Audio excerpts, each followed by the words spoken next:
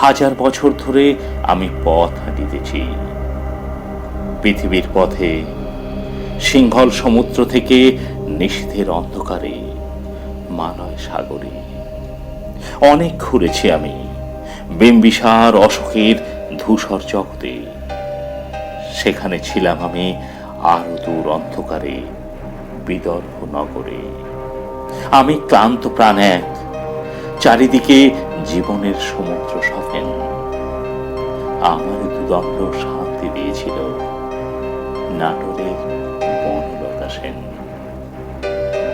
চুলতার কবেকার অন্ধকার বিদিশার নেশা, মুক্তার শ্রাবস্তির কারুকার্য। অতি দূর সমুদ্রের পর হাল ভেঙেছে নাবিক, হারাইছে দিশা। সবুজ ঘাসের দেশ যখন সে চোখে দেখে দারুচিনি দ্বীপের ভিতর, তেমনি দেখেছি তারে অন্ধকারে।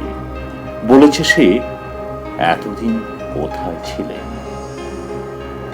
পাখি নীরের মতো চোখ তুলে নাটোরের বনলতা সেন।